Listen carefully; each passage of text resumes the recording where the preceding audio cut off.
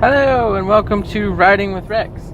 I'm your host, the Theosaurus Rex, and the way that this works, in case you're new, is basically I have a long commute, and I got this idea from the Christian commute.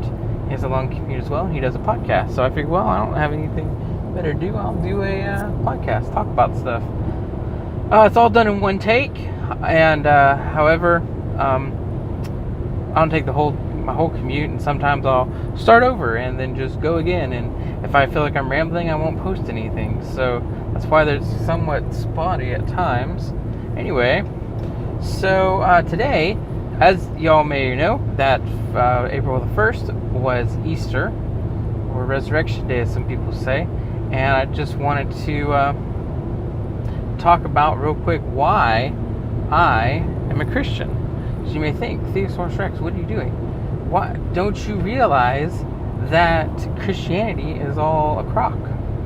Well, I don't believe that, actually. I don't believe that at all. Hence why I believe what I do. So I was raised in a Christian home, but we were like my dad is we'll start over. Raised in a Christian home. My dad is very intellectual. He loves philosophy, theology, reason, that kind of stuff. He's a very analytical person. My mom was a biology major and taught up until she retired biology at the college prep level, but she's really done like all different grade levels and whatnot.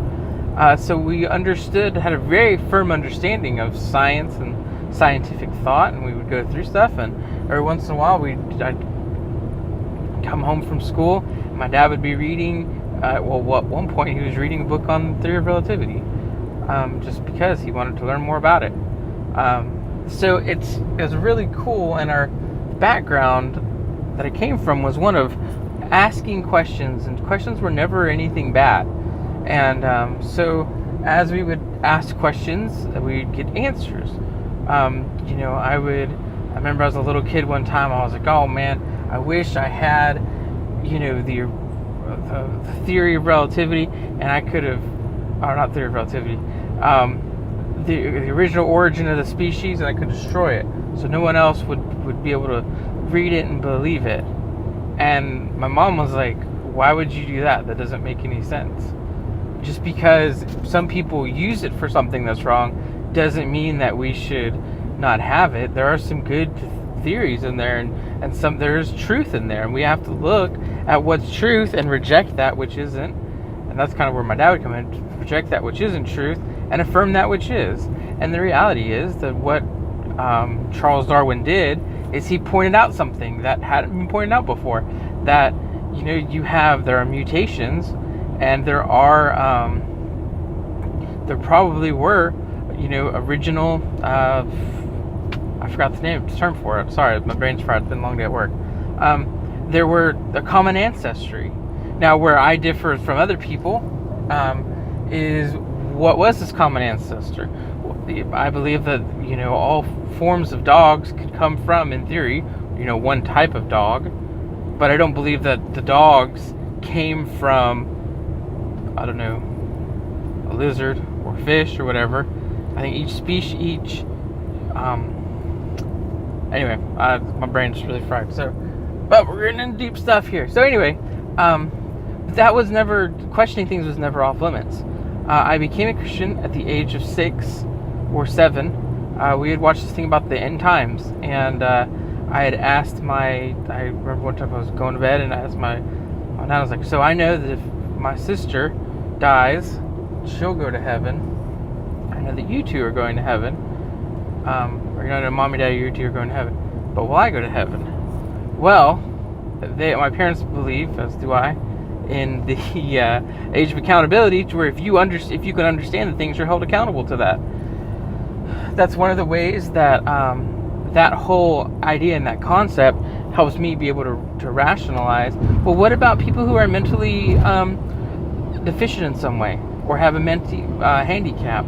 And they only have they're 40 years old, but they only have the understanding of an 8-year-old. Is God going to hold them to the same standard and level of knowledge that someone who was shared with the gospel, or even you have someone in South Africa, or not South Africa, but in the jungles of Africa who never heard the gospel. Are they held to the same standard? And in one way, yes, we're all held to the same standard, for we've all fallen short of the glory of God. But are they held to the same standard? Are they held to the same level of standard almost as somebody who never had? So someone who's never heard about Jesus, are they held to the same way as someone who has heard about Jesus? And I tend to think, no, I think God has special grace for people who didn't hear and who believed according to what they knew. Right? So maybe they knew there was a creator. They didn't know that his name was Jesus or God, and they called him whatever, Ubuntu. And so they worshiped it, but they didn't worship the creation. And so anyway, who knows? It could happen. So anyway, so I go and ask that, and I become a Christian, and go through my life, learn a lot about the Bible and everything like that. And at one point in youth group, my youth pastor was like, "Well, I don't know why I'm even here, because Christian, you know more than I do about this stuff." And so I just knew a whole lot. And then I got really burned by the church. My best friend at the time, also a PK, decided that he was jealous of, I guess, where I was, because he was part of like a really popular group, and they had outcasts. And I was friends with him, so I was allowed to be in the popular group. But I oftentimes hung out with the outcasts just because I thought, you're missing out on stuff. And so our outcasts became the popular group, for lack of a better term. And it was such a cool dynamic to the group that when the PK's girlfriend broke up with him and was kicked out of the group, we embraced her after she had shunned us and stuff like that. So it was really cool. Anyway, so his group was falling apart, and so he started spreading some rumors about certain things, and like, well, this guy, he goes in there and he gets women or gets the girls to tell him like their secrets, and like, lock them in the car with them and make them say stuff like, that's not at all the case. From a very young age, I was taught about the Billy Graham rule and stuff like that, and I abided by it because it made sense. So not only protection for me, if the girl was willing, but also protection for me if, the girl wanted to make up something. So I always, if I ever talked to a girl, in person, we were always in the corner of the youth room, very visible by at least two people. That kind of stuff. And I drove people in cars, but I never locked them in there. And, and I always drove people in groups, at least two people in there. So I tried to protect myself, but rumors happen and they go around. So that really scourged me from and then a couple other things happened, and I was really scornful towards the church. I hated the church, hated Christians. I was friends with atheists, and my atheist friends were more Christian than my Christian friends. In many ways. So I decided I was going to give up on church and Christians and just love Jesus. After going to a youth retreat, and I hate to call it that because, I wonder if it's still recording. Yep. And I hate to call it that because I think that diminishes a lot of the things that it is and it does. It was called a Vida Nueva. The adult version is Tres Dias. You might call Walk to Emmaus. Cursillo if you're Catholic. Great Banquet was one of my favorite versions of it, just because I like the name. It's just a great banquet. Anyway, so I went on that, and then that was cool. And then I actually served on it the next weekend, and I had some downtime. I was just went and God showed me some things. And it made sense. And so I struggled to get back in church. I ended up getting my, graduated with my political science degree, and ended up going into getting, getting my master's in divinity. and we left the church with the PK because it just became unsafe. Because rumors start, one person says something, and then there's another thing where they just like, so one person's, oh well, he's making girls feel uncomfortable. Well, now there's a girl who is crying. Oh, well, what did he say to make her cry? Oh, now he was walking, whatever the case is. He's going over to the corner. He's probably going to take her into that room over there, and then they leave. No, we stayed in the corner, and there were other people there. But, anyway, rumors fly around. Left that church, went to another church, met some people. Hated the church, hated Christians. I actually even said that one time. They're like, well, what do you think about this? And I was like, well, I hate Christians and I hate the church. And I think that they're all stupid. And so anyway, I got involved with, I met some people there who I met in school, and we ended up calling ourselves a guild. And a guild is a group of like-minded individuals pursuing a common purpose. And we decided to meet up for a while. And the guild was made out of, there were 5 people in it. All different backgrounds. There were some people I identified with more and I was closer friends with, but they were all levels of like spiritual thing. One guy was a fairly new Christian. Another guy had been a Christian for a while.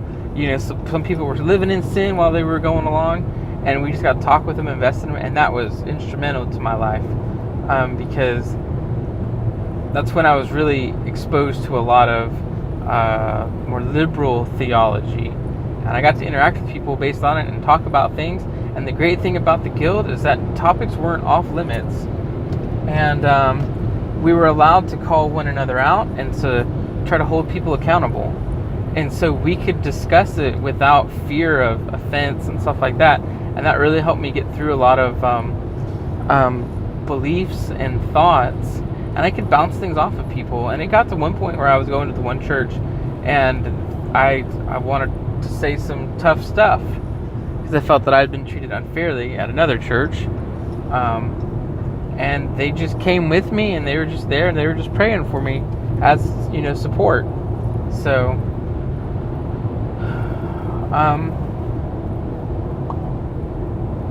so when I started seminary, I went to a Southern Baptist seminary, even though I tend to be more from the charismatic Pentecostal type background. But I didn't want to have to argue that Jesus was the Messiah, and that Jesus was the Bible was to be believed, and all this other kind of stuff. And so I ended up going to Southern Baptist school, and so I'll just divert from that for a second. Growing up, especially after 18 and whatnot, the majority of my friends were non-Christians, and they really appreciated my authenticity, and the fact that you'd be based in the way that I was raised, very West Coast style. If I knew something, I said that I knew it, and I asked questions, and I listened, and I wanted to know the truth because maybe I was wrong. So I listened to people, and I didn't do the whole like, let me listen, and I'm going to prove you wrong. I've already proven you wrong in my mind, so now I'm going to keep doing this. And it's just, it's a lot like the Keith Green song. Y'all probably don't know who that is, but Keith Green had a song Because of You, and people would come up and say, hey, I like, what's different about you? And people would do that. They'd be like, Christian, why are you're different? I don't see you cuss, don't see you drink. I've been watching you for a while. You're very nice to people, and even who don't deserve it. And hey! Sorry, I'm actually, I'm behind the Christian Commute. I believe it is the vehicle of Seth from the Christian Commute, and he's probably recording it right now.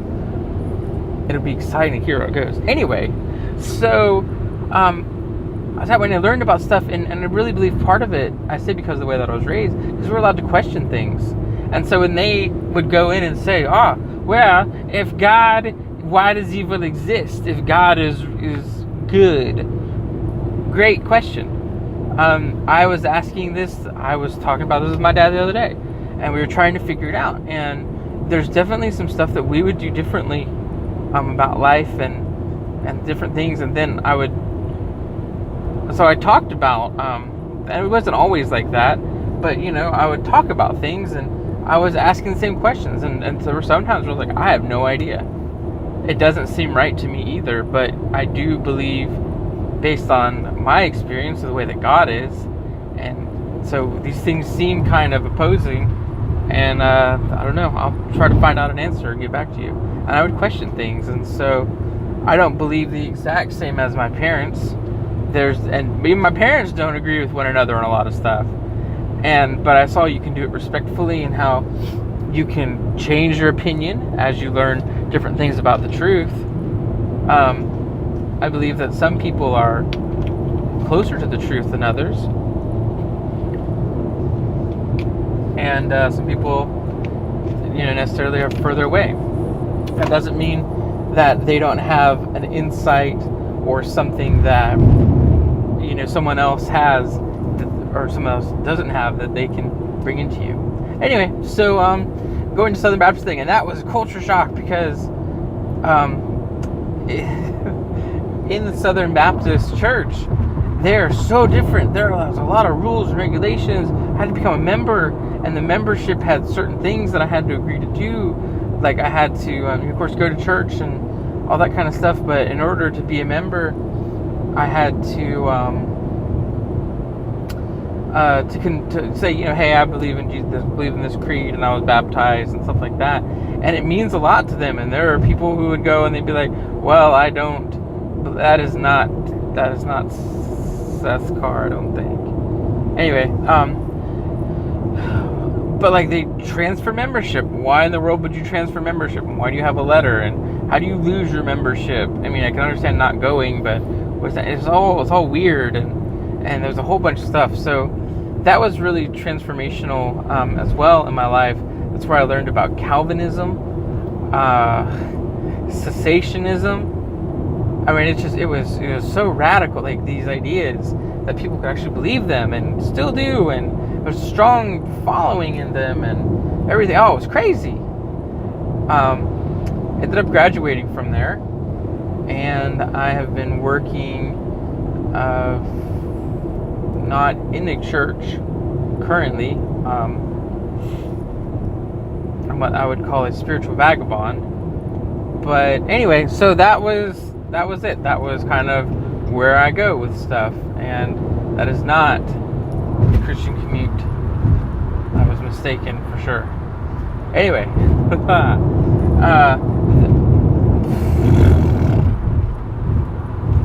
so anyways, that's it. That was me, and things. I'm definitely open to questions. If you have anything, I could more than willing to answer some questions about anything I've talked about, my history, my past.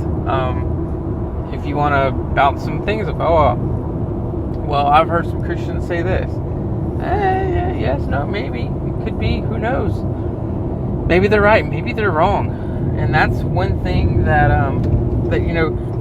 my dad's from the West Coast. My mom's from South Florida, daughter of immigrants, of direct immigrants. My dad's side is also immigrated over, but there's a generation or two between them. Anyway,